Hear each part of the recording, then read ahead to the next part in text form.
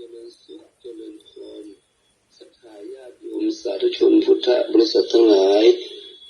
ต่อไปนี้จะเป็นรายการสวดมนต์พระกรรมฐานของพระภิกษุสามเณร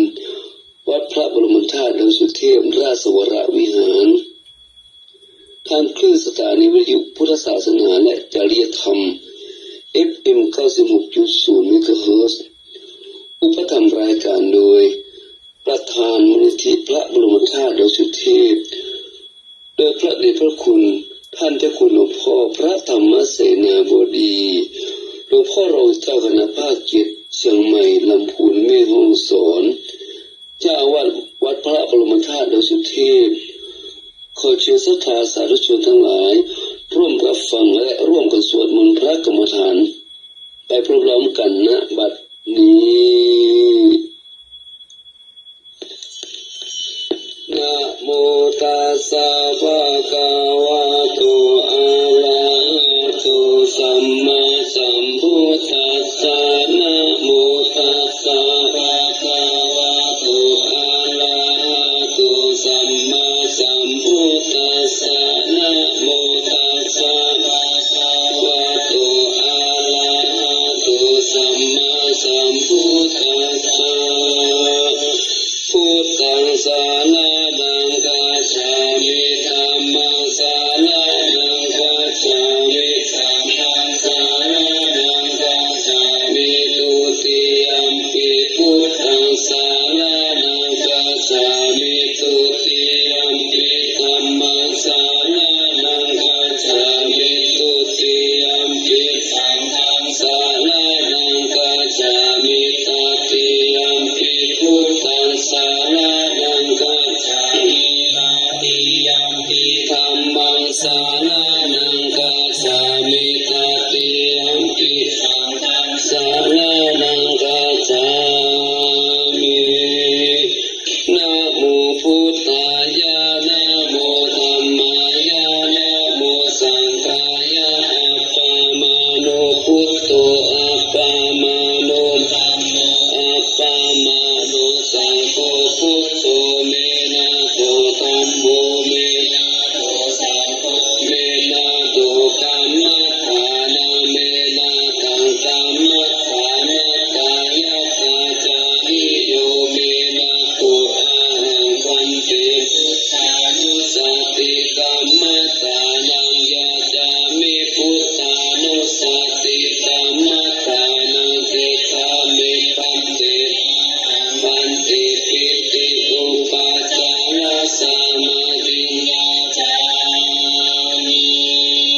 อิติปิโสภะคะวะอะระหังสัมมาสัมพุทโธวิจาจารณะสัมปันโนสุขโตโลกาวิทูอนุตตโรปุริสธัมมัสสารติสัทธาเทวมนุสสานังพุทโธภคะวะติสาวะคาโตภคะวะตาธัมโมสันติติโกอาการิโกเอหิปัสสิโกโมปานายิโกปัจจตังเวทิตาโฟวิญโยอิติสุปฏิปันโนภคะวะโตสาวกสังโฆอุชุปฏิปันโนภคะวะโตสาวกสังโฆยายาปฏิปันโนภคะวะโตสาวกสังโฆสามิจิปฏิปันโนภคะวะโตสาวกสังโฆยะติตังจัตตาริปุริสายุคานิอัตถปุริสาภูคาลาเอสาภะคะวะโต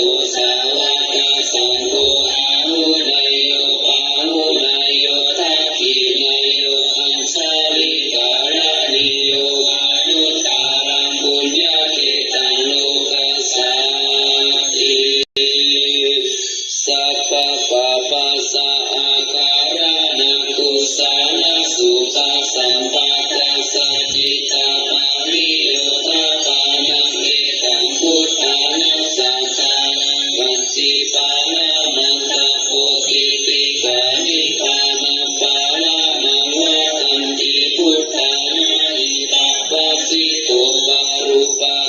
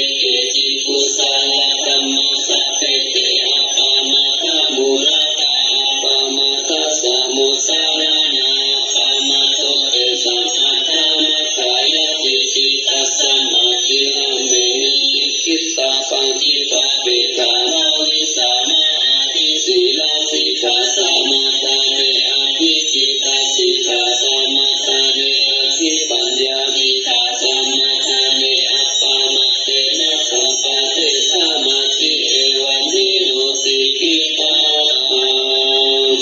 อาทิอิมัสสมิกาเลเกสาโลมานะกาตังตาตาโจมัสสัญญารุอัตติอัตตินิจังวะกานาทายังยะปานามิโลมะกาลิอัตตาปะปะสังอัตตามันตาภูนาอุตาริยังกาลิสังติตังเสมาคุโพโลวิตังเสโตเมโตอาสุวาสาเกโลสิงคานิกาลสิกามุตตัมมะตะเกมะกะลุงกันติตาวะติสาคาลังอายังอัตตาภาวะอานิจจัตตุกานานัตตาสุจิอาสุภังอิมังกัมมะทานังปุญญภาวติอาทิรังวะกายังกายโยปาทาวินาทิเสสติจุตโตอาเปตาวิญญาโนนิราสังวะทานิจานัมมาสาวิตาตุอาโปธาตุเตโชธาตุวายโยธาตุรูปะขันโตเวทนาขันโตสัญญาขันโตสังขารขันโตวิญญาณขันโตปัญจขันธาสัทธาอนิจจสังขาราอนิจจทุกขาอนัตตาวิปาริณามะธัมมาอนิจจวัฏฏะสังขาราอุปาทวยธัมมิโนอุปาชิตวานิโรชันติเตสังอุปาสามุสุโขนานารูปังอนิจจังขายะเทนะนิจจังวัฏานิพพานังนามารูปังสุขังขา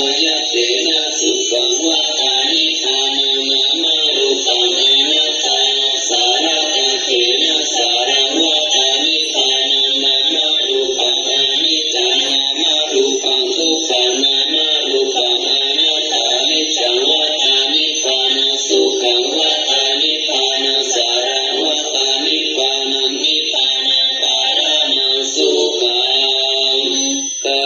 ตมัจจานันตาอานาปานสติทานันตาภิกขุอารัญญกตุวารุกขมูลกตุวาสุญญากาลกตุวามิสิทาติปัลลังกังอภูจิตวาอุจุงกายปานิทายาปาริมุขังสติอุปาตเตวะโสสะโตวะอาสาสติสะโตปัสสะสติอิกังวะอาสะสันโตติกังอาสะสามิติปัสสะนาติติกังวะปัสสะสันโตติกังปัสสะสามิติปัจจานาตินะสังวะอาสะสันโตนะสังอาสะสามิติปัจจานาติระสังวะปัสสะสันโตระสังปัสสะสามิติปัจจานาติสัพพะกายะปะทิสังเวทิอัสสะสิสามิติสิกขาติสัพพะกายะปะทิสังเวทิปัสสะสิสามิติสิกขาติปัสสัมปะยังกายะสังขารังอัสสะสิสามิติสิกขาติปัสสัมปะยังกายะสังขารังปัสสะสิสามิติสิกขาติปิติปาติสังเวทิอัสสะสิสามิติสิกขาติปิติปาติสังเวทิปัสสะสิสามิติสิกขาติสุขปาติสังเวทิอัสสะสิสามิติสิกขาติสุขปาติสังเวทิอัสสะสิสามิติสิกขาติจิตตสังขาราปาติสังเวทิอัสสะสิสามิติสิกขาติจิตตสังขาราปาติสังเวทิปัสสะสิสามิติสิกขาติปัสสัมปะยังจิตตสังขารังอัสสะสิสามิติสิกขาติปัสสัมปะยังจิตตสังขารังปัสสะสิสามิติสิกขาติจิตตปฏิสังเวทิอัสสะสิสามิติสิกขาติจิตตปฏิสังเวทิปัสสะสิสามิติสิกขาติอภิปโมทายังจิตตังปัสสะสิสามิติสิกขาติอภิปโมทายังจิตตังปัสสะสิสามิติสิกขาติสัมมาทาทิตังปัสสะสิสามิติสิกขาติสัมมาทาทิตังปัสสะสิสามิติสิกขาติวิโมทายังจิตตังปัสสะสิสามิ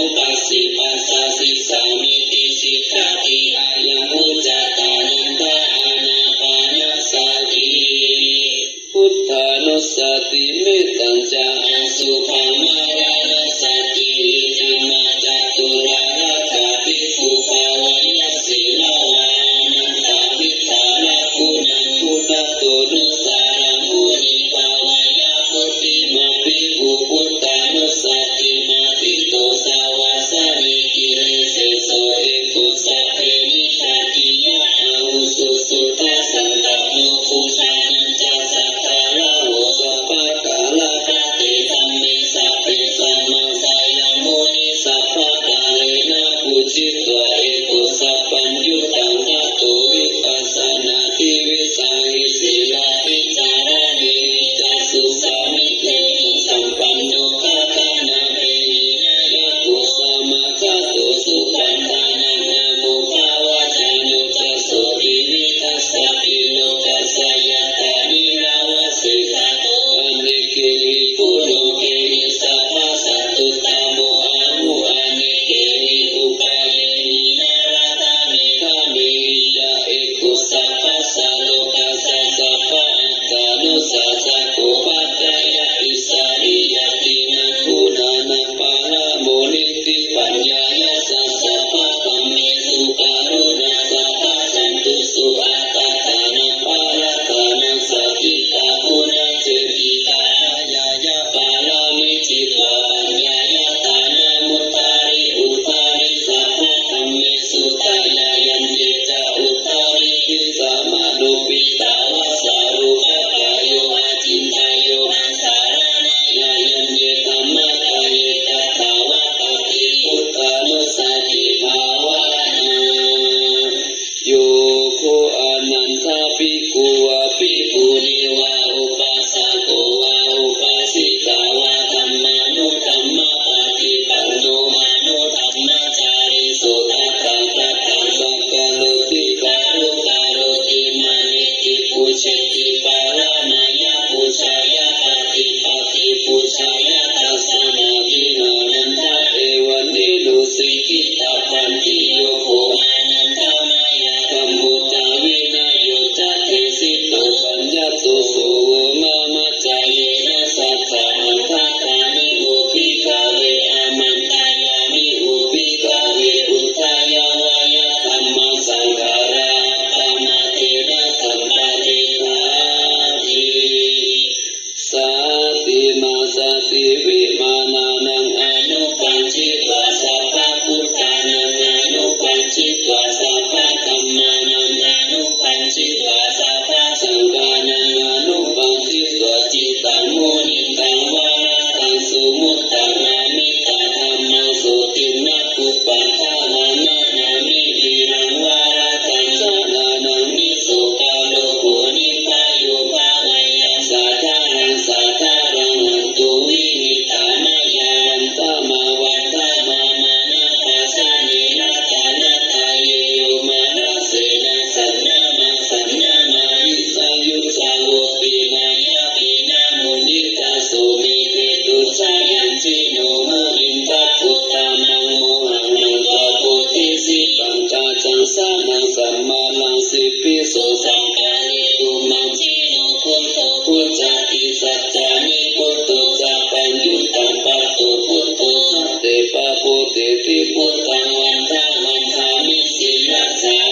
พุทธังคัจฉามิสารนังปัตโตตัสสะยุติโกอาปาตสิตินาวายุโสนามังสุสุติปุปุเรราวิเกโตสิตุเวนะอุติตาโภคะโตโล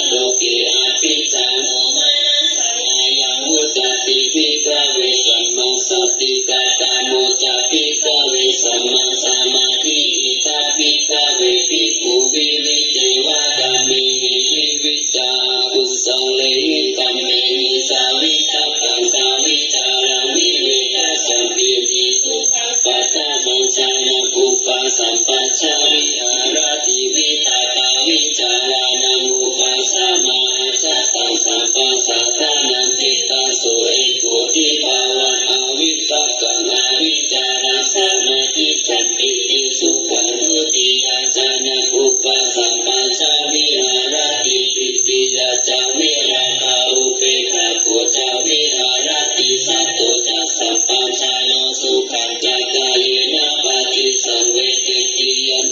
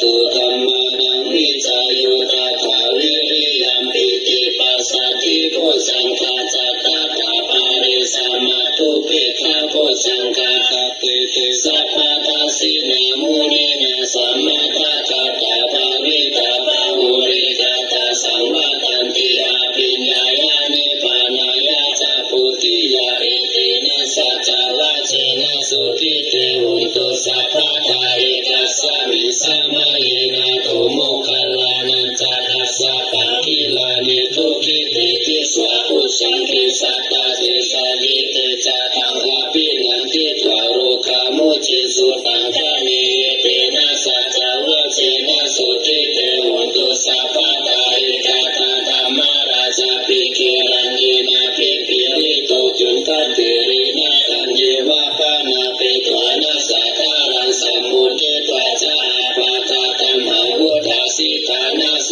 เอเตนะสัจจวาเชนะสุทิเตหุนตุสัพพะทาปายินาเตจาอาปาตาเทนะนัมเปมะหิสิลามะทังอัตตะกิเลสาวะปัตตานุปัฏฐิตัมมันตังเอเตนะสัจจวาเชนะสุทิเตหุนตุสัพพะทาโพสังฆปาริตังมิติตัง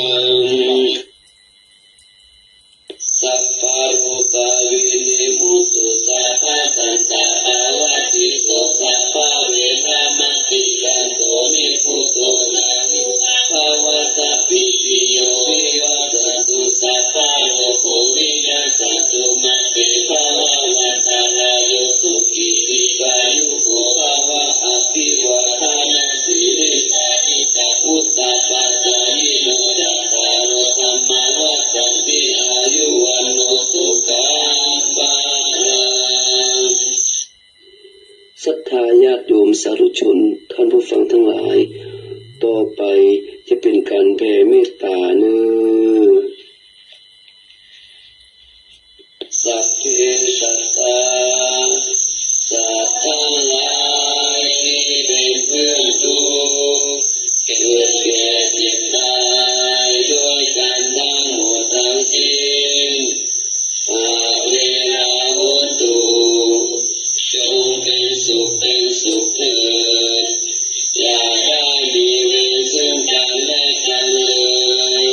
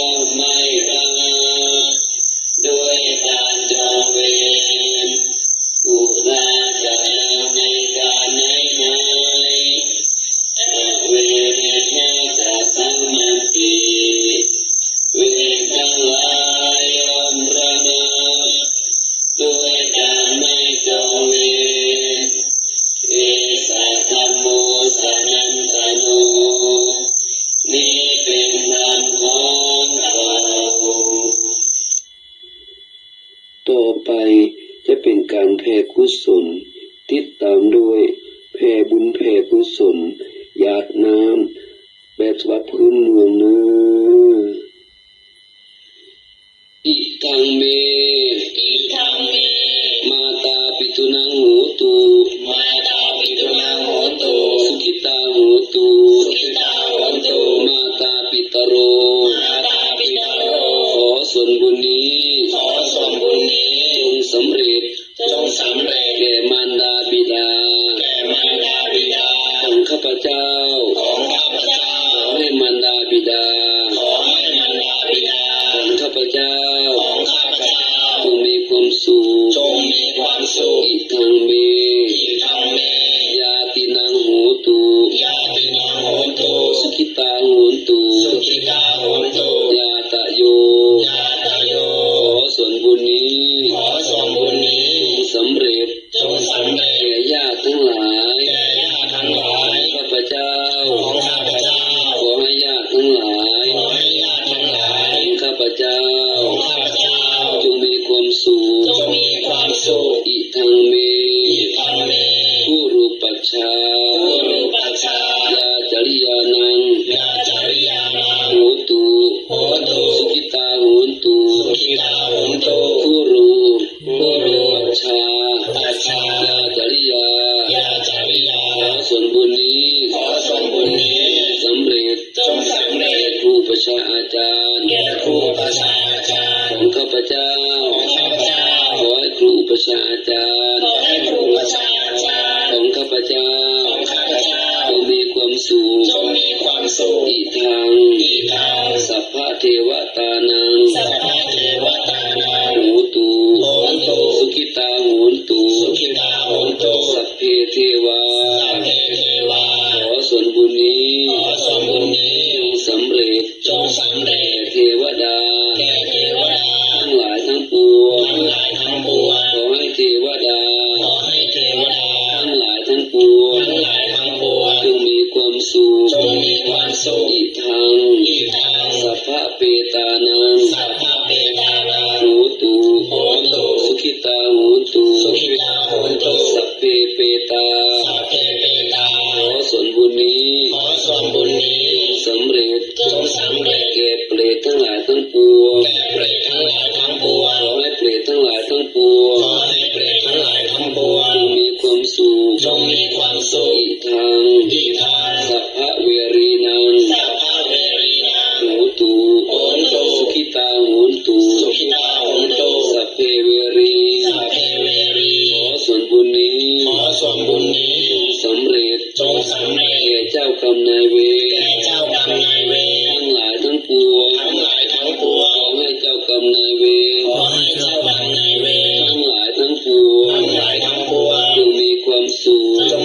มสุขอิทังสัพพะสัตตานังโหตุสุขิตาโหตุสัพเพสัตตาขอส่วนบุญนี้สำเร็จแก่สัตว์ทั้งหลายทั้งปวงขอให้สัตว์ทั้งหลายทั้งปวงจงมีความสุขทั่วหน้ากันเถิด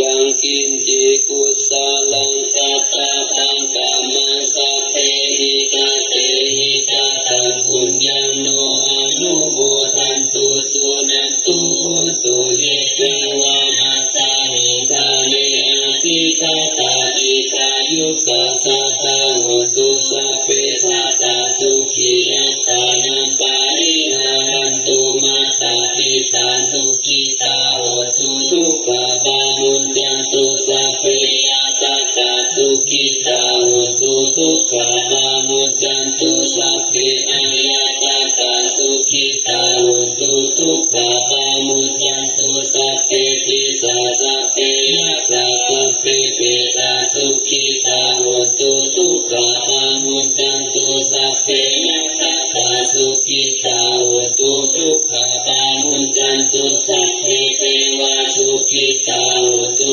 ทุกขบามุญญันตุสัพเพอาจาริยุตัสสายาสุขิตาโหตุทุกขบามุญญัน สัพพะสังฆตินัสสามิจันตุโววันตามิพุทธังสัพพังมิโตสังฆมัสสะเมวันเตวันตามิธัมมังสัพพังมิโตสังฆมัสสะเมวันเตวันตามิธัมมังสัพพังมิโตสังฆมัสสะเมวันเตวันตามิปุโรอุปัชฌายะจามิเยสัพพังมิโตสังฆมัสสะเมวันเตวันตามิธัมมัสสะสัพพังมิโตสังฆมัสสะมิวันเตวันตามิอาลามิภัตตาสิมายาสัพพังมิโตสังฆมัสสะมิวันเตวันตามิเจติยังสัพพะสัพพะตานิสุปฏิทิตาจาริยะภัตตุมาปุติพุทธารูปังสักการังสัตตานาคาโลเกเทวะโลเกบรหมโลเกสัมพุทิเตลังกาติเปสาริยะตาตุโยเกสัตตาตุโยอาลาอันตตาตุโยติปิยะบันตากุติจัตุลาสิติตาเตธัมมาคาเตสัพเพสัมปาทาเตปิยะกาลังวันตามิสัพพะโสต่อไปจะเป็นการสักการะบูชาพระบรมธาตุโดยสุเทพ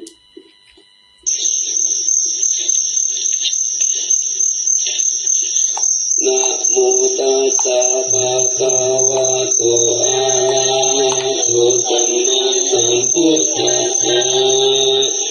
นะโมตัสสะภะคะวะโตอะระหะโตสัมมาสัมพุทธัสสะนะโมตัสสะภะคะวะโตอะระหะโตสัมมาสัมพุทธัสสะ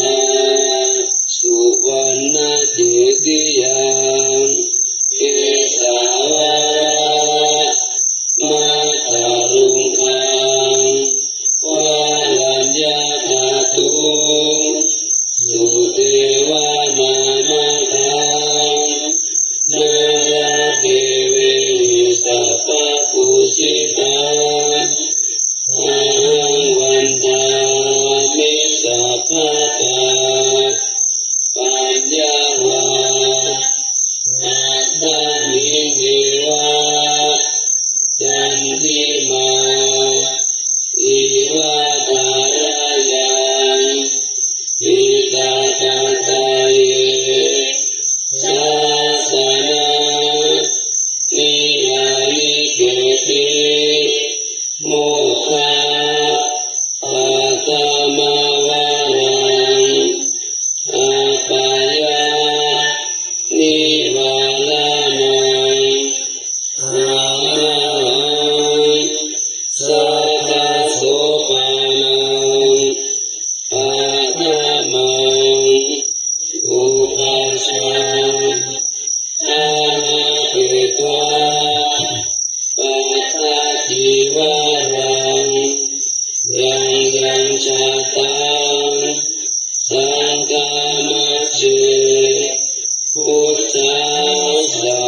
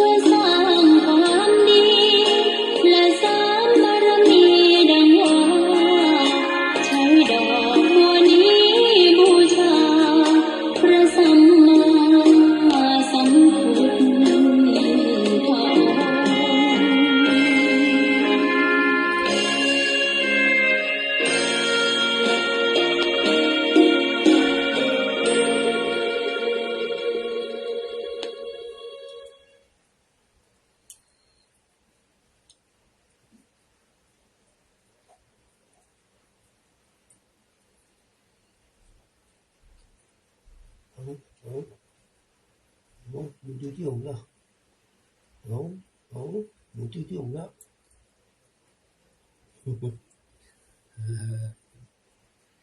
เออเออมันตกนี่เล็ดมันแห้งนี่มาละใจเย็นในสถานเด้อ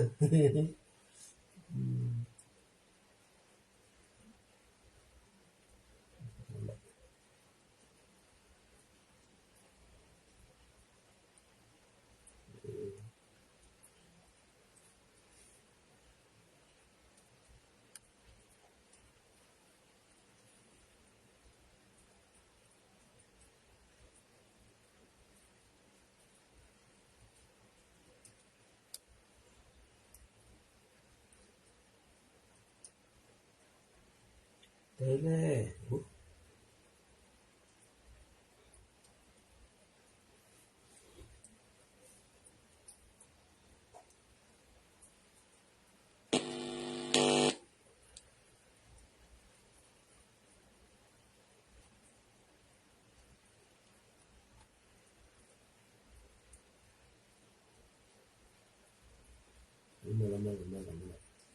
วมาแล้วมาล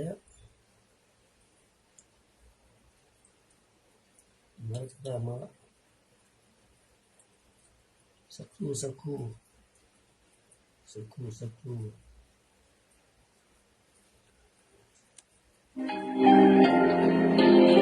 นะโมตัสสะภะคะวะโตอะระหะโตสัมมาสัมพุทธัสสะนะโมตัสสะภะคะวะโตอะระหะโตสัมมาสัมพุทธัสสะนะโมตัสสะภะคะวะโตอะระหะโตสัมมาสัมพุทธัสสะสุวรรณเกติยังเกสาวระมัทธรุมหังวรัญญธาตุงสุเทวนามะกัง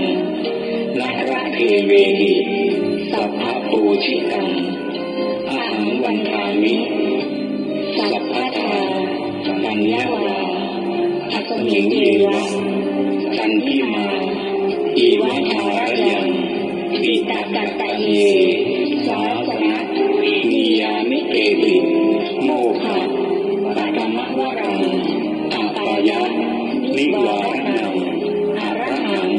สัพพะโสปานังสัทธมังอุปัชชังคาหาเทวาปัตตะชีวรัง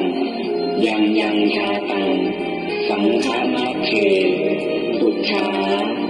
สวาหะ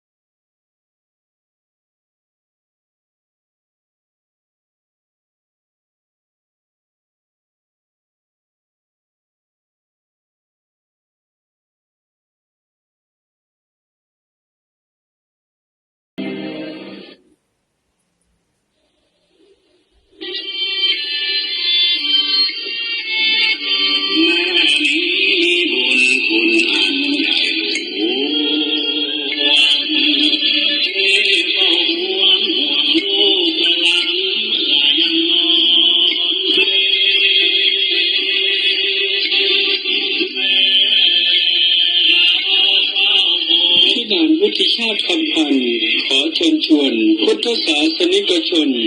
เข้าร่วมบวชเนกขัมมะปฏิบัติวิปัสสนากรรมฐานณวัดพระบรมธาตุดอยสุเทพในวันที่ 11 ถึง 13 สิงหาคม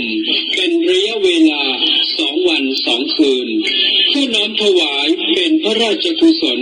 แด่สมเด็จพระนางเจ้าสิริกิติ์พระบรมราชินีนาถพระบรมราชชนนีพันปีหลวงเนื่องในวันแม่แห่งชาติประจำปี 2567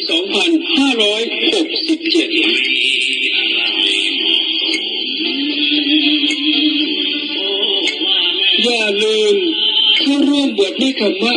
ปฏิบัติวิปัสสนากรรมฐานวันที่ 11 ถึง 13 สิงหาคมเป็นระยะเวลา 2 วัน 2 คืนณวัดพระบรมธาตุดอยสุเทพเพื่อน้อมถวายเป็นพระราชกุศลแด่สมเด็จพระนางเจ้าสิริกิติ์พระบรมราชินีนาถพระบรมราชชนนีพันปีหลวงเนื่องในวันแม่แห่งชาติประจำปี 2567 ท่านที่สนใจเข้าร่วมปฏิบัติติดต่อได้ที่สถานวุฒิชาติคำปันเบอร์โทรศัพท์ 0866713446 ได้ตั้งแต่บัดนี้เป็นต้นไป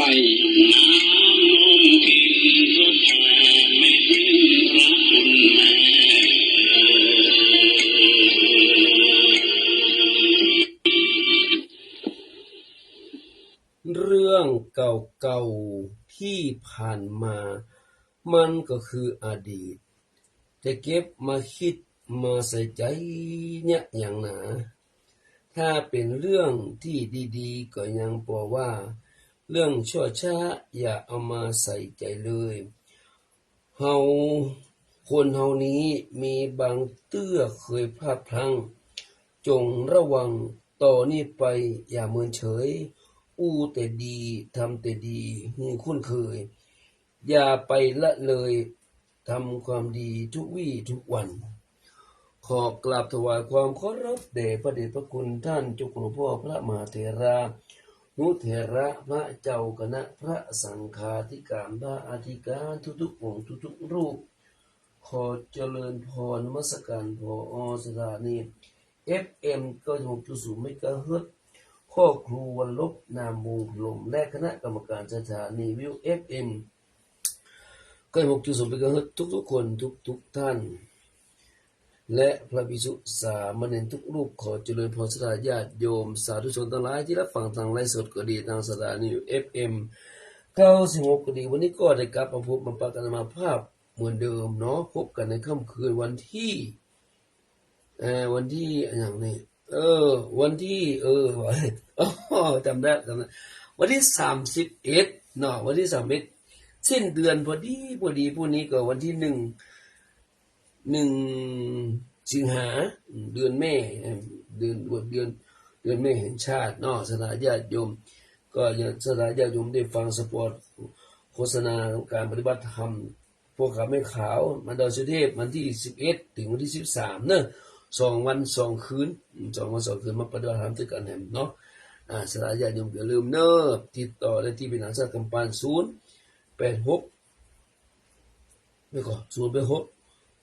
7163446เนาะสถาญาติโยมเนาะ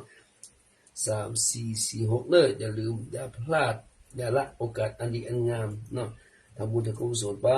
เนาะทุกวี่ทุกวันแล้วก็วันที่16แล้ววันที่8ที่เราเนาะวันที่8ที่ใกล้นี่เราที่หอประชุมมหาลัยจังใหม่ก็สถาญาติโยมท่านใดจะไปร่วมไปฟังไปอย่างก็อันเนื่องในวันแม่แห่งชาติเนาะวันแม่เนาะอยู่วันแม่แห่งชาติแม่ละกันเนาะชาติไทยเนาะนี่ก็สำคัญเนาะเป็นนี่ของในหลวงท่านเนาะสถาญาติโยมเนาะพันปีหลวงพระนางบรมราชินีนาถพระราชชนนีพันปีหลวงอีกอ่ะนานว่าเพาะเลยนะในหลวงรัชกาลที่9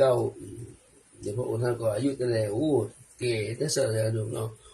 90ปลายแล้วเนี่ย90ปลายมาพระองค์ท่านมีอายุไปถึง120เนาะมาปฏิบัติธรรมที่กันแผ่ แผ่กุศลให้พระองค์ท่านอยู่กับชาติไทยเหมือนเนาะคือขอต้อนใจให้แก่พระเจ้าอยู่หัวพระเจ้าอยู่หัวก็มีกำลังใจคนเราถ้ามีแม่มีพ่ออยู่นะโอ้มันมีพลังเนี่ยอาตมามีสักอย่างแม่ก็มีพ่อก็มีอันนี้ก็มีแม่ลูกสาวก็มีอย่าเนาะบอกคนเดียวเป๊กเล็กลูกสาวตัวยิ่งไก่อย่าพูดเทพพูดกันเอ้ยมาก็จะเตือนนี่ปะโตไปตุกมาเนี่ยเนาะสลาญาติโยมเนาะประชาสัมพันธ์ก็สลาญาติโยมก็เลยฟังสปอร์ตไปแล้วเนาะวันนี้วันที่31พรุ่งนี้ก็วันที่1วันประกาศผลสลากกินแบ่งรัฐบาลของชาติไทยของเราสลาญาติโยมก็จะได้สวดมหาจักรพรรดิกับน้องกิเลสคือ1เนาะเพื่อเป็นบุญกุศลเป็นพระราชอย่างก็นามสกุลน้องกิเลสอย่างก็ยิ่งกระเสือโชคมหามงคลเป็นโชคมงคลได้วันที่1เนาะเนาะใครไปฮู้เนาะกุศลเนาะบุญกุศลเนาะวันนี้ก็เอาสวดนักได้แต่ใดดีแต่อันเต้าที่น้องกิเลสบันทึกไว้ก็สำดีเนาะวันนี้วันอย่างวันนี้วันพุธเนาะ17กำลัง17ก็สวด13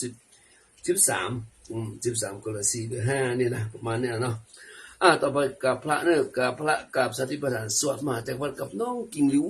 ได้ยินกระเสียงราโชคมหามงคลเด้ออัญชลีวันทาอภิวาท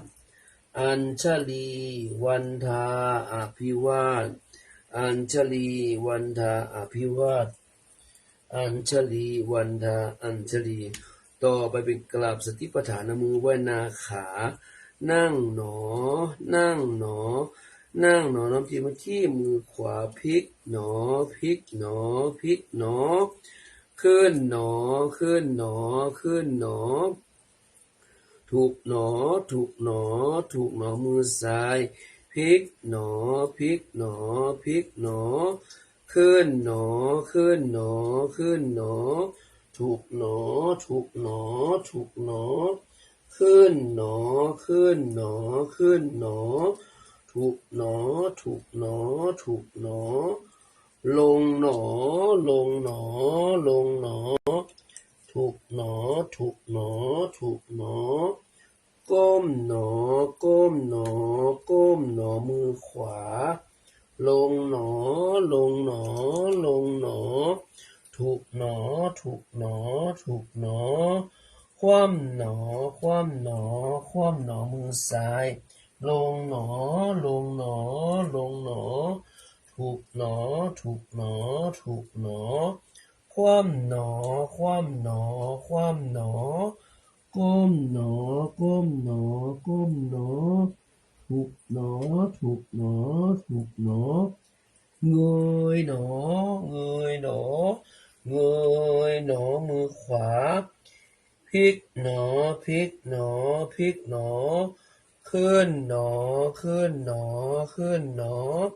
ถูกหนอมือซ้ายพลิกหนอขึ้นหนอถูกหนอขึ้นหนอ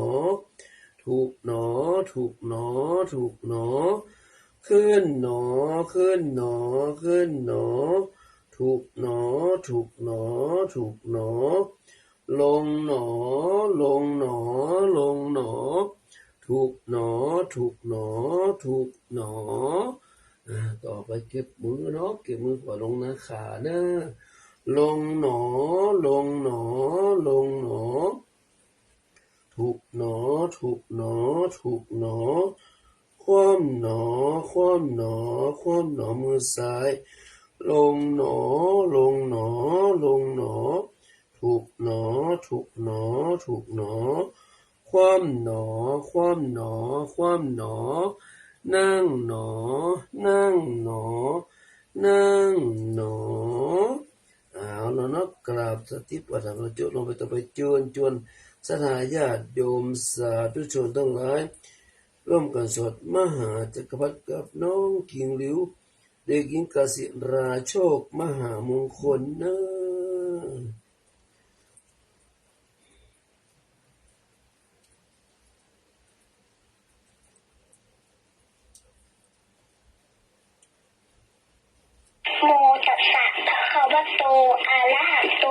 มมาสัมพุทธัสสะนะโมตัสสะภะคะวะโตอะระหะโตสัมมาสัมพุทธัสสะนะโมตัสสะภะคะวะโตอะระหะโตสัมมาสัมพุทธัสสะพุทธังอาราธนานังกโรมิธัมมังอาราธนานังกโรมิสังฆังอาราธนานังกโรมินะโมโพธิสัตโตอาคันติมายะอิติภควานะโมโพธิสัตโตอาคันติมายะอิติภควานะโมโพธิสัตโตอาคันติมายะอิติภควานะโมโพธิสัตโตพรหมปัญโยนะโมโพธิสัตโตพรหมปัญโยนะโมโพธิสัตโตพรหมปัญโยนะโมโพธิสัตโตวิริยะทะโรนะโมโพธิสัตโตวิริยะทะโรนะโมโพธิสัตโตวิริยะทะโรโยโทโสโมหะจิตเตนะพุทธสมิงปาปะกะโตนะยาคมัทธเมกตังโทสังสัพพะปาปังวินาศสันตุโยโทโสโมหะจิตเตนะธัมมสมิงปาปะกะโตมะยาคมัทธเมกตังโทสังสัพพะปาปังวินาศสันตุโยโทโสโมหะจิตเต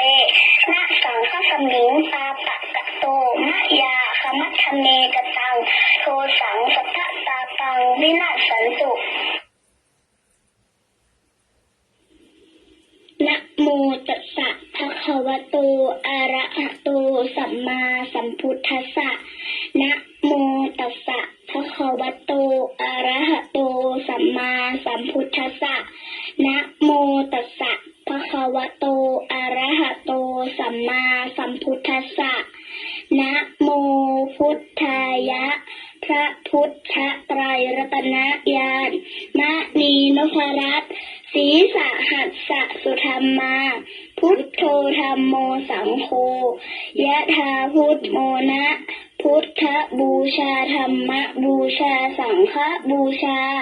อะคีทานังวรังคันทังสีวลีจะมหาเถรังอาหังวันทามิทุระโตอะหังวันทามิทาตโย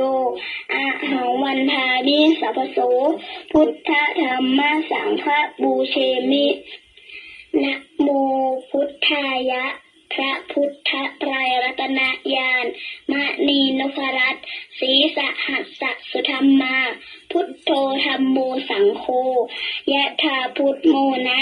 พุทธบูชาธรรมบูชาสังฆบูชาอะคีทานังวรังคันทังสีวลีจะมหาเถรังอาหังวันทามิทุระโตอะหังวันทามิทาตุโยอะหังวันทามิสัพพโสพุทธธรรมสังฆปูเชมินะโมพุทธายะพระพุทธไตรรัตนญาณมานีนพรัตน์ศีสหัสสะสุธรรมาพุทโธธัมโมสังโฆยะถาพุทโมนะพุทธบูชาธรรมบูชาสังฆบูชาอะคีทานังวรังคันทังสีวลีจะมหาเถรังอาหังวันทามิทุระโตอะหังวันทามิทาตุโยอะหังวันทามิสัพพโสพุทธธรรมสังฆปูเชมินะโมพุทธายะพระพุทธไตรรัตนญาณมานีนพรัตน์ศีสหัสสะสุธรรมาพุทโธธัมโมสังโฆยะถาพุทโมนะพุทธบูชาธรรมบูชาสังฆบูชาอะคีทานังวรังคันทังสีวลีจะมหาเถรังอะหังวันทามิทุระโตอะหังวันทามิทาตุโยอะหังวันทามิสัพพโสพุทธธรรมสังฆปูเชมินะโมพุทธายะพระพุทธไตรรัตนญาณมะนีนพรัตน์ศีสหัสสะสุธรรมาพุทโธธัมโมสังโฆยะถาพุทโมนะพุทธบูชาธรรมบูชาสังฆบูชาอะคีทานังวรังคันทัง สีวลีจะมหาเทรังอะหังวันทามิทุระโตอะหังวันทามิทาตุโยอะหังวันทามิสหโสพุทธธรรมสังฆปูเชมินะโมพุทธายะพระพุทธไตรรัตนญาณมะนีนพรัตน์ศีสหัสสะสุธรรมาพุทโธธัมโมสังโฆยะถาพุทโมนะพุทธบูชาธรรมบูชาสังฆบูชาอัคคีทานังวารังคันทังสีวลีจะมหาเถรังอะหังวันทามิทุระโตอะหังวันทามิทาตุโยอะหังวันทามิสัพพโสพุทธธรรมสังฆปูเชมินะโมพุทธายะพระพุทธไตรรัตนญาณมะนีนพรัตน์ศีสหัสสะสุธรรมาพุทโธธัมโมสังโฆยะถาพุทโมนะพุทธบูชาธรรมบูชาสังฆบูชาอัคคีทานังวรังคันทังสีวลีจะมหาเถรังอะหังวันทามิทุระโตอะหังวันทามิทาตุโยอะหังวันทามิสวโสพุทธธรรมสังฆปูเชมินะโมพุทธายะพระพุทธไตรรัตนญาณมะนีนพรัตน์ศีสหัสสะสุธรรมาพุทโธธัมโมสังโฆยะถาพุทโมนะพุทธบูชาธรรมบูชาสังฆบูชาอัคคีทานังวรังคันทังสีวลีจะมหาเถรังอาหังวันทามิทุระโตอะหังวันทามิทาตุโยอะหังวันทามิสัพพโสพุทธธรรมสังฆปูเชมินะโมพุทธายะพระพุทธไตรรัตนญาณมานีนพรัตน์ศีสหัสสะสุธรรมาพุทโธธัมโมสังโฆยะถาพุทโมนะพุทธบูชาธรรมบูชาสังฆบูชาอัคคีทานังวรังคันทังสีวลีจะมหาเถรังอาหังวันทามิทุระโตอะหังวันทามิทาตุโยอะหังวันทามิสัพพโสพุทธธรรมสังฆปูเชมินะโมพุทธายะพระพุทธไตรรัตนญาณมานีนพรัตน์ศีสหัสสะสุธรรมาพุทโธธัมโมสังโฆยะถาพุทโมนะพุทธบูชาธรรมบูชาสังฆบูชาอัคคีทานังวรังคันทังสีวลีจะมหาเถรังอะหังวันทามิทุระโตอะหังวันทามิทาตุโยอะหังวันทามิสาวโสพุทธธรรมสังฆปูเชมินะโมพุทธายะพระพุทธไตรรัตนญาณมะนีนพรัตน์ศีสหัสสะสุธรรมาพุทโธธัมโมสังโฆยะถาพุทโมนะพุทธบูชาธรรมบูชาสังฆบูชาอัคคีทานังวรังคันทังสีวลีจะมหาเถรังอะหังวันทามิทุระโตอะหังวันทามิทาตุโยอะหังวันทามิสัพพโสพุทธธรรมสังฆปูเชมินะโมพุทธายะพระพุทธไตรรัตนญาณมะนีนพรัตน์ศีสหัสสะสุธรรมาพุทโธธัมโมสังโฆยะถาพุทโมนะพุทธบูชาธรรมบูชาสังฆบูชาอัคคีทานังวรังคันทังสีวลีจะมหาเถรังอะหังวันทามิทุระโตอะหังวันทามิทาตุโยอะหังวันทามิสัพพโสพุทธธรรมสังฆปูเชมินะโมพุทธายะพระพุทธไตรรัตนญาณมะนีนพรัตน์ศีสหัสสะสุธรรมาพุทโธธัมโมสังโฆยะถาพุทโมนะพุทธบูชาธรรมบูชาสังฆบูชาอัคคีทานังวรังคันทังสีวลีจะมหาเถรังอะหังวันทามิทุระโตอะหังวันทามิทาตุโยอะหังวันทามิสาวโสพุทธธรรมสังฆปูเชมิ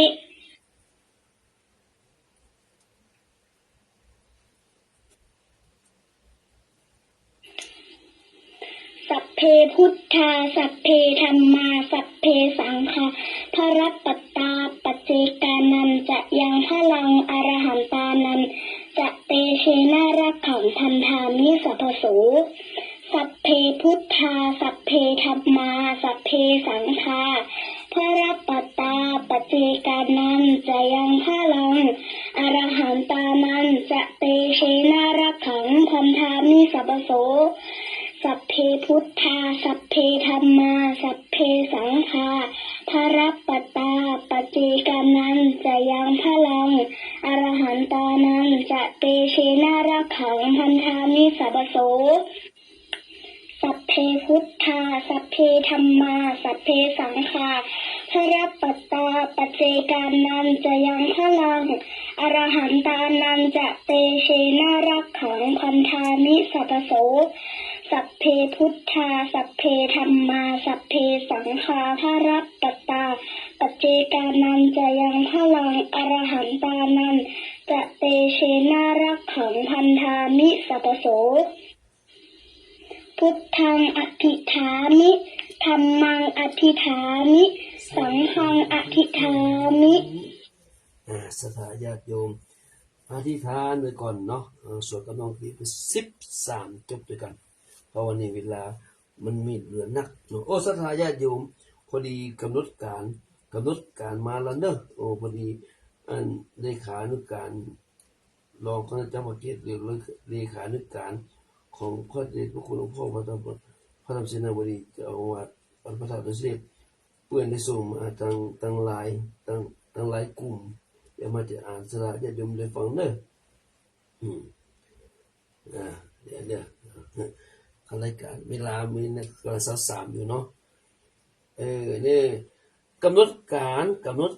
เนี่ยกิจกรรมถวายพระราชกุศลและพระพรชัยมงคลเฉลิมพระชนมพรรษา92พรรษาสมเด็จพระนางเจ้าสิริกิติ์พระบรมราชินีนาถพระบรมราชชนนีพันปีหลวงโดยมูลนิธิพระบรมธาตุสุเทพในวันพฤหัสบดีที่8สิงหาคมพุทธศักราช2567ณหอประชุมมหาวิทยาลัยเชียงใหม่ตำบลสุเทพอำเภอเมืองจังหวัดเชียงใหม่เวลา 12.30 น.พระภิกษุสามเณรนักเรียนพร้อมกันเหมือนวันนั้นน่ะเนาะแล้วก็ณหอประชุมมหาวิทยาลัยเชียงใหม่เนอะมีการบรรเลงเพลงเทิดพระเกียรติเวลา 13.00 น.พระเดชพระคุณหลวงพ่อพระธรรมเสนาบดีรองเจ้าคณะภาค7ประธานสงฆ์เดินทางมาถึงจุดธูปเทียนบูชาพระรัตนตรัยพิธีกรสมาทานศีล5ประธานสงฆ์พระภิกษุสามเณรครูนักเรียนร่วมกันเจริญพระพุทธมนต์ถวายพระพร92พรรษาสมเด็จพระนางเจ้าสิริกิติ์พระบรมราชินีนาถพระบรมราชชนนีพันปีหลวงเจริญจิตตภาวนาถวายพระราชกุศลและพระพรชัยมงคลหลวงพ่อพระธรรมเสนาบดีรองเจ้าคณะภาค7กล่าวสัมโมทนียกถาผู้แทนนักเรียนแต่ละโรงเรียนถวายพันพุ่มสักการะการแสดงเทิดพระเกียรติสมเด็จพระนางเจ้าสิริกิติ์พระบรมราชินีนาถพระบรมราชชนนีพันปีหลวงโดยโรงเรียนธรรมราชศึกษาประกาศผลการแข่งขันและมอบรางวัลแก่นักเรียนที่ร่วมกิจกรรม36รางวัลเวลา 14.30 น.ผู้ว่าราชการจังหวัดเชียงใหม่ประธานฝ่ายคฤหัสถ์เดินทางมาถึงการรำถวายพระพรโดยวิทยาลัยนาฏศิลป์เชียงใหม่ประธานฝ่ายคฤหัสถ์เปิดกลวยถวายสักการะกล่าวอาเซียนวาทสดุดีสมเด็จพระนางเจ้าสิริกิติ์พระบรมราชินีนาถพระบรมราชชนนีพันปีหลวงวงโยธวาทิตดันบรรเลงเพลงสดุดีพระเมธไทยและร่วม ใจกันร้องเพลงค่าน้ำนมมอบเกียรติบัตรแก่โรงเรียนเข้าร่วมกิจกรรมเวลา 15:00 นเสร็จพิธีมาเหตุแต่งกายสุภาพโทนสีฟ้าเนอะใครที่จะไปร่วมนี่นะมาเหตุคือแต่งกายสุภาพโทนสีฟ้าเนาะจะได้ประกาศเพราะนั้นไปถึงวันที่6ที่7เนาะที่8ก็เดินทางไปแล้วเนาะนี่คือกำหนดการมาแล้วท่านเหตุการณ์พอดีเนาะต่อไปสลาญาติโยมอธิษฐานเรียบร้อยแล้วเนาะ ต่อไปจะได้ส่งกระถางเงินล้านกระดับอุปสรรคกระถางเงินแสนกระถางสัมปทานกระถางเร่งรับได้เลยขึ้นกับน้องกลีต่อเนาะในเวลาเหลือจะสกงละเอาอย่า5จบเนาะ5จบ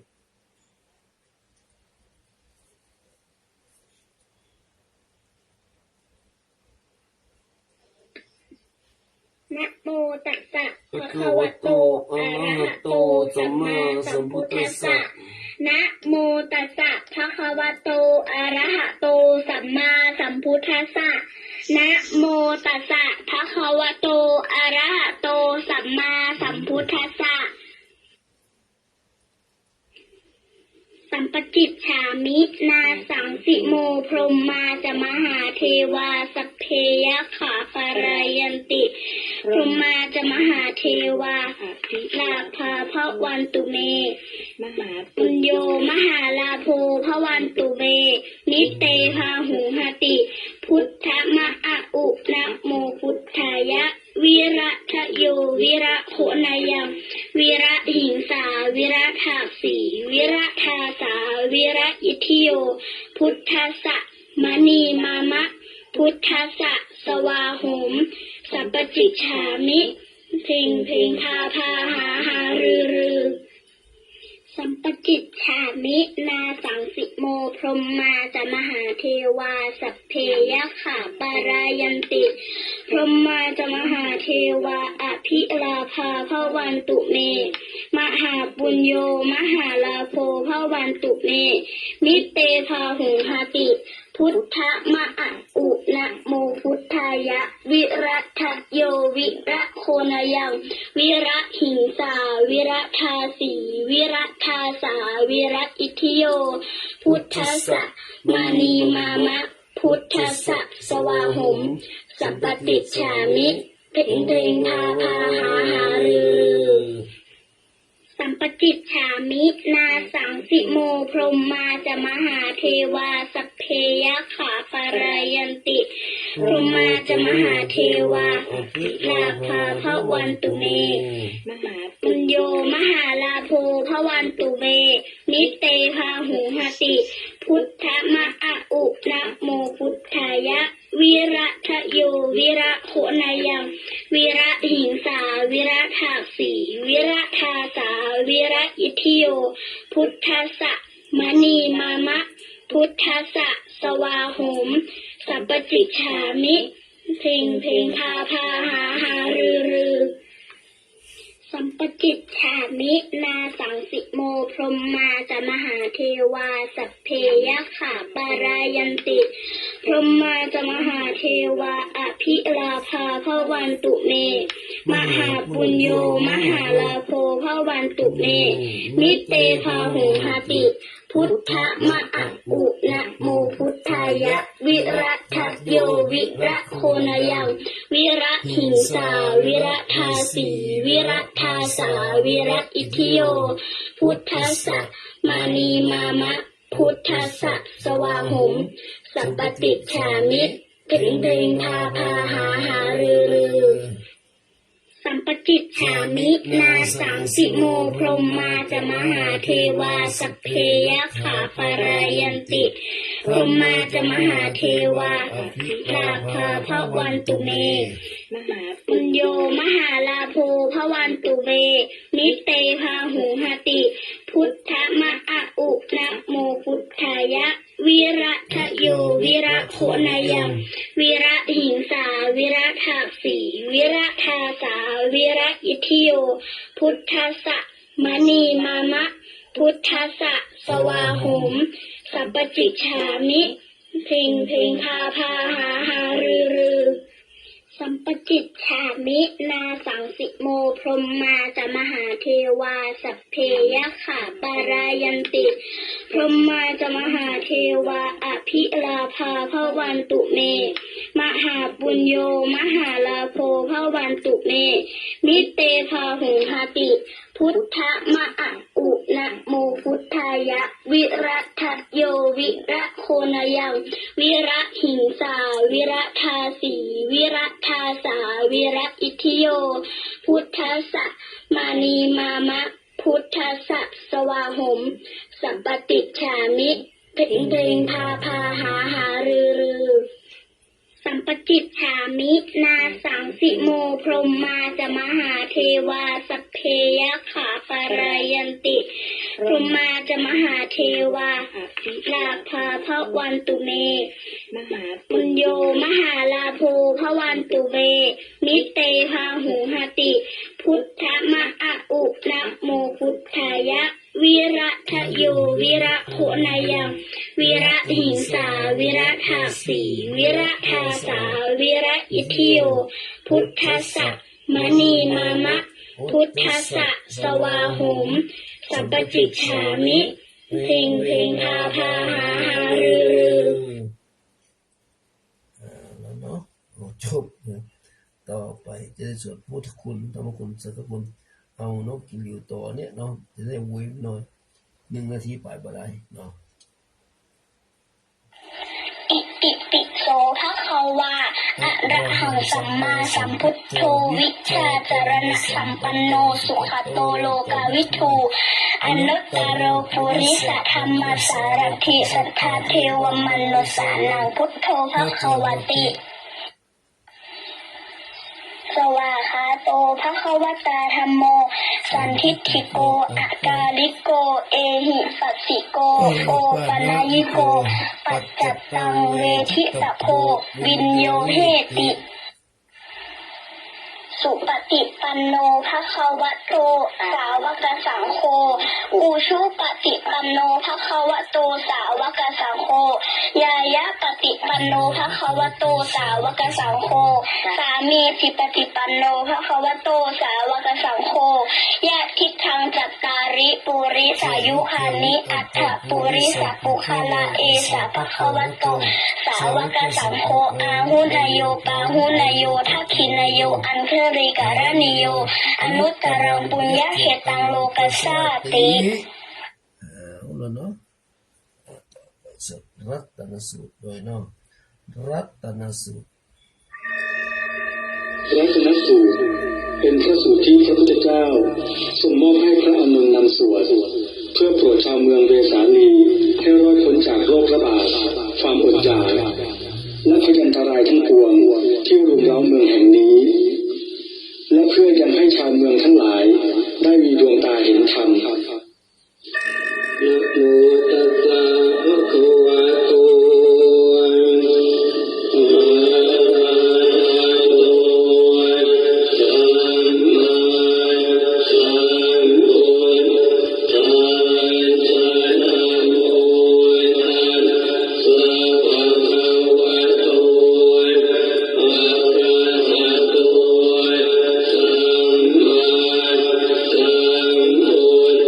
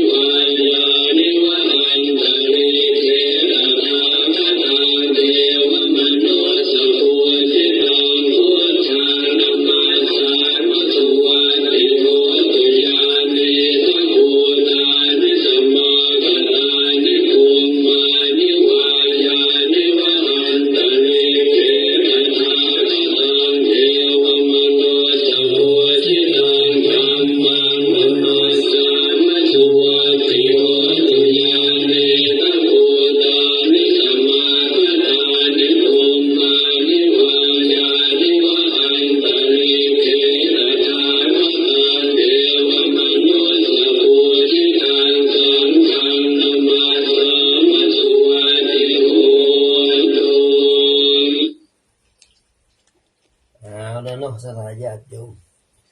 ก็เลยจบลงไปรัตนสูตรดูแล้ว43อยู่แล้วเนาะ43อยู่43อยู่43อยู่ไปก่อนอุ๊บ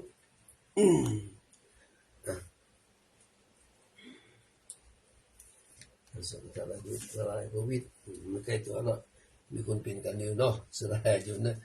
ไปประมาทเด้อมีคนเป็นอยู่นะมีคนเป็นอยู่เด้อเราสวดก็เป็นดีก็เฮาเนาะก็เขาจะได้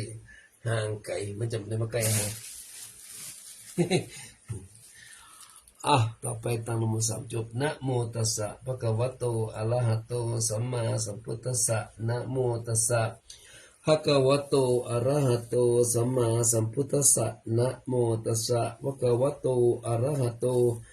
สัมมาสัมพุทธัสสะรัตนัตยานุภาเวนะสัพพะเทวานะเตชะสะอุปโนโควิโตโรโคสยมรเทวินัสตุราชปุญญานุภาเวนะทัสสะปริมิตาหิจาอาโรกิยสุขันติวัสสาสุติภวันตุเตรัตนัตยานุภาเวนะสัพพะเทวานะเตชะสะอุปโนโควิโตโรโคสยมรเทวินัสตุราชปุญญานุภาเวนะทัสสะปรมิตาหิจาอาโรคิยสุขันติวัสสาสุติภวันตุเตรัตนัตยานุภาเวนะสัพพะเทวานะเตชะสะอุปโนโควิโตโรโคสยมรเทวินัสตุราชปุญญานุภาเวนะทัสสะปรมิตาหิจาอาโรคิยสุขันติวัสสาสุติภวันตุเตด้วยอนุภาพของพระรัตนตรัยด้วยเดชของตัวที่ทั้งหลายโรคโควิดที่เกิดขึ้นจงวินาศไปจะสามรัฐด้วยบุญบารมีของพระราชาและอำนาจทศบารมีของทุกท่านจงไม่มีโรคมีแต่ความสุขตลอดกาลละนานเทินต่อไปเป็นบทปฏิมกถาเนโหตุสัพพังสุมังคลังรักขันตุสัพพเทวตาสัพพพุทธานุภาเวนะโสติหุตุนิรันตรังโหตุสัพพังสุมังคลังรักขันตุสัพพเทวตาสัพพธัมมานุภาเวนะโสติหุตุนิรันตรังโหตุสัพพังสุมังคลังรักขันตุสัพพเทวตาสัพพสังฆานุภาเวนะโสติหุตุนิรันตรังขอสุภมงคลทั้งสิ้นจงมีขอเทวดาทั้งปวงจงรักษาด้วยอนุภาพแห่งพระพุทธเจ้าทั้งปวงขอความสุขดีทั้งหลายจงมีตลอดนิรันดร์เทินขอสุภมงคลทั้งสิ้นจงมีขอเทวดาทั้งปวงจงรักษา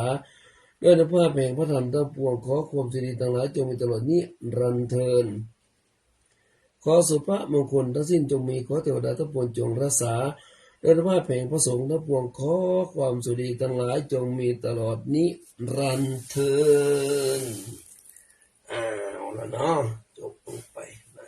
เข้ารายการธรรมกรรมฐานตามรอยพระศาสดารอยทางรอยธรรมนำชีวิตคืนนี้ตึกไหนก็เฮาโดยอูกันคืนนี้เนาะพระนนท์จึงไปถามพระก็คือเนี่ยเดี๋ยวขอไปเป็นพระภิกษุณี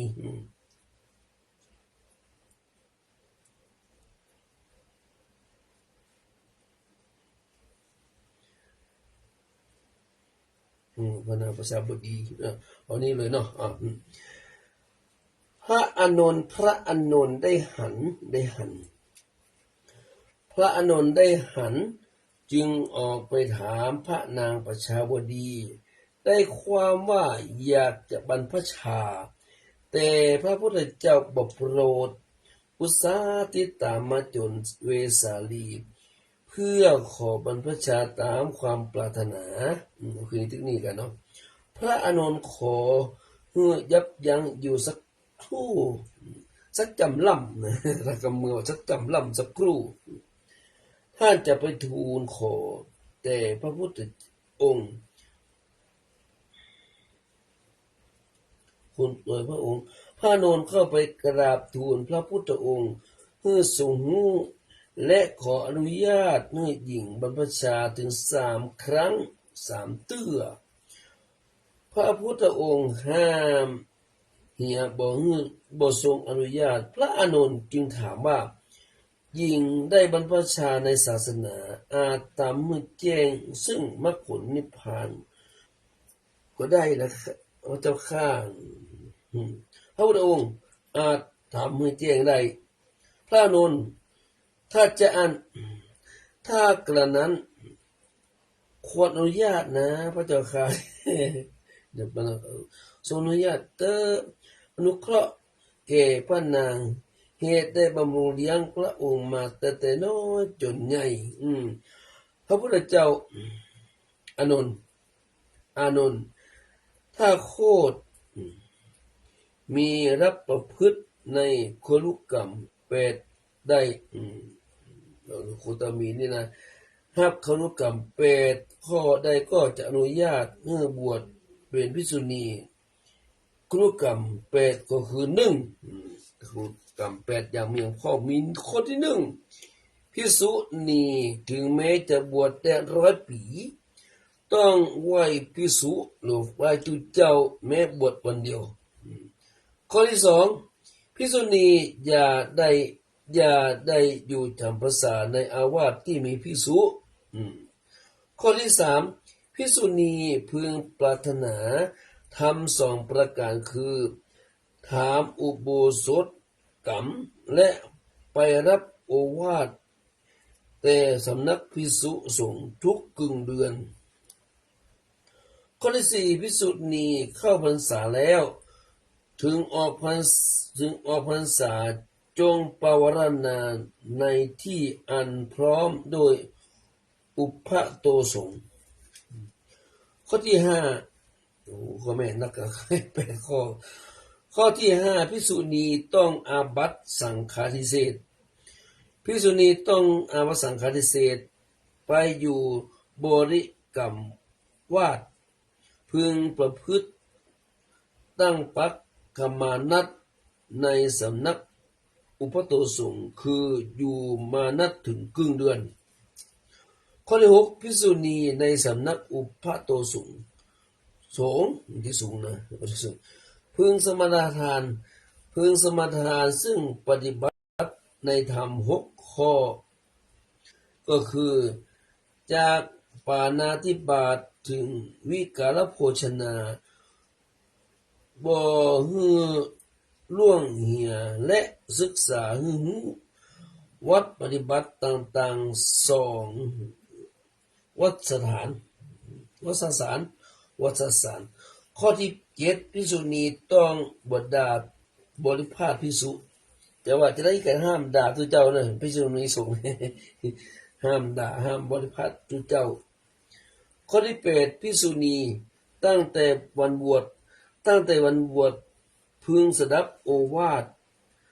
ธรรมกถาแห่งภิกษุฝ่ายเดียวห้ามภิกษุสั่งสอนภิกษุ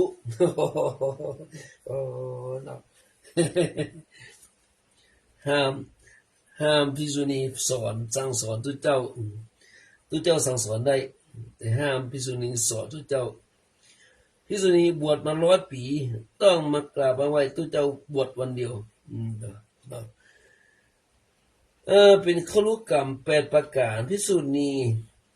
เรื่องปฏิบัติตราบเท่าสิ้นชีวิตถ้ารับคลุกรรม8ประการนี้ได้ก็คือบรรพชาได้พระอานนท์ออกมาแจ้งแก่พระนางมหาปชีนางประชาบดี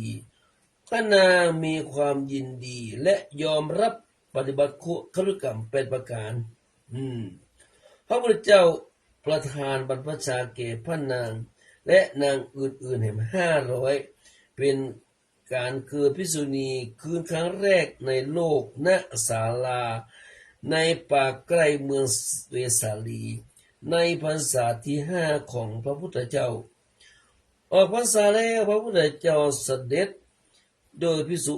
500จากเวสาลีไปสู่สาวัตถีแคว้นโกศลสถิตณเชตวนารามเมื่อพระนางประชาบดีออกบรรพชาแล้วทางกบิลพัสยกเจ้าชายมหานามะโอรสพระเจ้าอมิตโตธนะขึ้นของราชเป็นเหตุให้เจ้าหญิงพิมพาห หันภัยในการเป็นคฤหัสถ์จึงออกบวชออกเป็นพระชาณเมืองสาวัตถีพร้อมกับนางบริวาร500 ตน500 ตนพิมพาภิกษุณีเจริญวิปัสสนาประกอบความเพียรบ่เหมือนก็ได้สำเร็จเป็นพระอรหันต์ปะโถนี่พระพิมพาบวชได้เหมือนสำเร็จเป็นพระอรหันต์เลยบาทจันแดงสมัยนั้นพระพุทธเจ้าประทับอยู่ณเวรุวนารามเมืองราชคฤห์มีเศรษฐีคนหนึ่งลงอาบน้ำในแม่น้ำได้ท่อนไม้จันแดงไหลลอยน้ำมาท่อนหนึ่งเศรษฐีเป็นคนตั้งอยู่ในท่ามกลางว่าเป็นสัมมาทิฏฐิและบ่เป็นมิจฉาทิฏฐิคือเฉยๆบ่นับถือศาสนาใดๆเศรษฐีคิดว่าไม้จันแดงนี้มีค่านักแต่ถ้าว่าท่านเศรษฐีผู้นี้มีไม้จันแดงอยู่แล้วเป็นอันนักจะเก็บไว้ก็เปล่าประโยชน์ข้าจะทำวัตถุอันอย่างสักอย่างเนี่ยจึงคิดขึ้นได้ว่ามีชนกล่าวว่าตนเป็นอันนักว่าตนเป็นพระอรหันต์แต่ท่านเศรษฐีบ่ฮู้ว่าไผเป็นพระอรหันต์โดยแต่ควรจะกลึงไม้จันแดงนี้เป็นบาทแล้วเอาไม้ไผ่มาต่อกันเพื่อสูงขึ้นไปสัก15 วาเอาบาทนั้นแขวนไว้บนปลายไม้ถ้าผู้ใดโหมาเอาไปได้จึงจะได้ชื่อว่าผู้นั้นเป็นองค์พระอรหันต์แต่ถ้าเศรษฐีและบุตรภริยาจะนับถือจนวันตายเศรษฐีคิดได้และจะอ่านก็จัดทำขึ้นอย่างที่ตนคิดได้และจัดโฆษณาฮู้ทั่วกันทั้งกรุงราชคฤห์พอเวลากันเด้อพอเวลาเหลือ3 นาทีความเป็นจริงแล้วบาทจันแดงนั้นมีค่าพอสมควรอาจหาได้บ่ยากนักแต่เกียรตินั้นเกียรตินั้นสิเป็นของหายากเป็นค่าและมีค่าสูงถ้าเศรษฐีผู้นี้เป็นคนกว้างขวางในสังคมมีผู้เคารพนับถือมากมายในกรุงราชคฤห์นี้ถ้าท่านเศรษฐีได้ให้บาทจันแดงแก่ผู้ใดก็หมายความว่าก็มายกย่องผู้นั้นเป็นพระอรหันต์ครานี้ลาภสักการะจะเกิดขึ้นแก่ผู้นั้นนานาประการคณาจารย์ต่างๆกุดจะชิงบาทนี้ด้วยเล่ห์เหลี่ยมเพราะรู้ว่าการเหาะขึ้นไปเอาบาทนั้นทำบ่ได้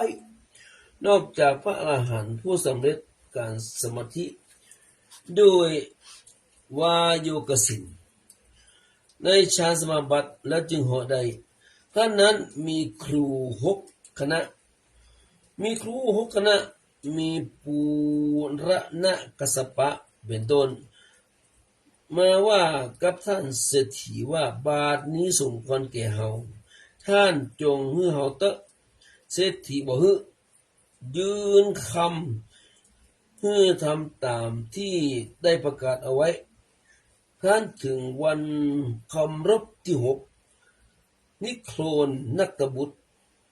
ผู้ศิษย์มาบอกแก่เศรษฐีว่าบาทนี้สมควรแก่อาจารย์ของเฮาจงให้บาทแก่อาจารย์ของเฮาโดยเคารพเตอะเศรษฐีก็บ่ฮึ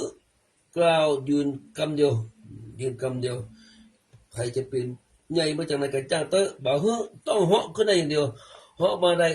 จะนับถือไปเลยนับถือเป็นอรหันต์ต่างหากภายหลังนิโครนนัตบุตรมาโดยตนเองสั่งสิทธิ์ไว้ว่าถ้าเฮายกมือทำถ้าจะเหาะ ถ้าทั้งสองจงเข้ายึดเท้าเฮาไว้แล้ว และกล่าวห้ามปรามว่าฉะไหนพระอาจารย์จึงจะทำดังนี้อย่ามาแสดงพระอรหันต์พระอรหันต์คุณเพราะโดยบาทใบนี้บ่สมควรเมื่อนัดหมายกันแล้วนี่โคลนตบุตรไปขอบาทจากเศรษฐีก็บ่ฮึนี่โคลนตบุตรจึงยกมือยกเท้าทำท่าจะเหาะชิดตั้งหลายยึดไว้แล้วกล่าวห้ามดังสัญญากันเอาไว้นี่โคลนตบุตรนาตบุตรกล่าวแก่เศรษฐีว่าเฮาจะเหาะขึ้นไปอาบัตินะ ชิดตั้งปวงบ่ฮื้อเฮาเหาะจงฮื้อบาทแก่เฮาเถอะ เล่ห์เหลี่ยมมันนะเล่ห์เหลี่ยมนี่โคลนตบุตรดูเวลาโอ้สลายจะหมดเวลาหมดละแล้วนาทีเดียวผู้นี้ฟังผู้สิทธิจะฮื้อบาทแก่นี่โคลนตบุตรก่อนทำท่าทีจะเหาะแต่บ่เหาะบ่ได้แต่ฮื้อลูกน้องกำแข้งกำขาไว้ห้ามเหาะเด้อฮื้อสิทธิเอาบาทฮื้อดีๆได้ดี ผู้นี้ฟังเด้อฟังจะเป็นจะได้มันจะได้ก็บ่ได้จะได้บาทก็ได้เนาะใครจะได้บาทจันแดงของสิทธิเนาะต่อไปเทวิตา เทวิตาเราก่อนเนาะเทวิตากับสวัสดิ์ต่อไปเนี่ยอาหังสุกิโตโหมิขอข้าพเจ้าจงมีความสุขอาหังนิโตโขโหมิขอข้าพเจ้าปราศจากความทุกข์อาหังอวันโรโหมิขอข้าพเจ้าจงปราศจากเวรอาหังอัปยาปโชโหมิขอข้าพเจ้าจงปราศจากอุปสรรคอันตรายทั้งหลายทั้งปวงอาหังอนิโคโหมิขอข้าพเจ้าจงปราศจากความทุกข์กายทุกข์ใจสุขีอัตนาปริหารรามิขอข้าพเจ้าจงมีแต่ความสุขกายสุขใจรักษาตนให้พ้นจากทุกภัยทั้งหมดทั้งสิ้นเถิดสัพเพสัตตาสัตว์ทั้งหลายที่เป็นเพื่อนทุกข์เกิดแก่เจ็บตายด้วยกันทั้งหมดทั้งสิ้นอเวราหนตุจงเป็นสุขเถิดจะได้มีเวรซึ่งกันและกันเลยอัพยาปชาหนตุจงเป็นสุขเถิดจะได้เบียดเบียนซึ่งกันและกันเลยอนีคาหนตุจงเป็นสุขเถิดจะได้มีความทุกข์กายทุกข์ใจเลยสุขีอัตนาปริหารันตุจงมีแต่ความสุขกายสุขใจรักษาตนให้พ้นจากทุกข์ไปทั้งหมดทั้งสิ้นเถิดข้าพเจ้าขอตั้งจิตอุทิศผลบุญกุศลนี้แผ่ไปให้ไพศาลถึงบิดามารดาครูอาจารย์ทั้งลูกหลานญาติมิตรสนิทกันคนเคยร่วมทำงานการทั้งหลายขอให้มีส่วนได้ในกุศลผลของฉันทั้งเจ้ากรรมนายเวรและเทวันขอทุกท่านได้กุศลผลนี้ด้วยเถิดสาธุอนุโมทามิขออนุโมทนาสาญาติโยมญาติธรรมสาธุชนทั้งหลายที่รับฟังธรรมกรรมฐานในค่ำคืนวันนี้เนาะก่อนจากไปขอขอบคุณอนุโมทนาครูบาอาจารย์สถาญาติโยมที่ฟังทางไลฟ์สดก็ดีทางสถานียู FM ก็ยังกริขอขอบคุณอนุโมทนาจงรับฝันดีรับเป็นสุขตื่นเป็นสุขกายสุขใจสัพพพุทธานุภาเวนะสัพพะธัมมานุภาเวนะสัพพะสังฆานุภาเวนะสดาสุติภวันตุเตจัตตารโอธรรมาวัฏตันติอายุวันโนสุขังพลังมีโชคมีใจแคล้วคลาดปลอดภัยอันตรายทั้งหลายทั้งปวงอยู่เย็นเป็นสุขร่างกายสมบูรณ์แข็งแรงหิมากล้าขึ้นกล้าขายทำการทำงานอันใดก่อการกรุงรุ่งเรืองจงเจริญบริจตุรพิธภัยเสรสี่ประการคือมีอายุวันนาสุขะพละปฏิบัติธรรมสารสมบัติคือมาปรารถนาสิ่งหนึ่งประการใดขอสมความมุ่งมาปรารถนาสิ่งนั้นด้วยเถิดขอเจริญพรรับดีฝันดีราตรีสวัสดิ์ทุกคนทุกท่านทุกตนทุกองค์เด้อสาธุแล้วเนาะก็จะจบตรงเป็นมุทนาสาธุขอบคุณท่านอาจารย์มาประสิทธิ์เด้ออาจารย์มาประสิทธิ์ภาษาที่โกสัญญาณจากราชสุดเกพ่อแม่พี่น้องได้ฟังทางสถานีก็16เนาะอนุโมทนาทางไลฟ์สดนี่ก่อนอนุโมทนากับคุณโยมนาชากาแฟคณครปกคำแล้วก็พระสนุภิกขุแม่ทอนลงทุนนี่ข้าวเอกเนาะข้อข้าโออีจะกา นั่งได้ถูกคุณโยมลองเปลี่ยนภาษาไทยมาก็มั้งข้าวคาก็ข้าโอ สาธุสาธุสาธุเจ้าเขียนเป็นภาษาไทยมาเด้อมันภาษาอังกฤษมันพอตะใดนี่นะความรู้เท่าขนมันงดงามเนี่ย ดูเรียนตั้งแต่ได้เรียนน้อยนะเมื่อสมัยเป็นเน้นน้อยบ่เน้นน้อยอายุแต่ไหนอ่ะอายุ14ดอกอายุ14เดือน63ปะโถโถ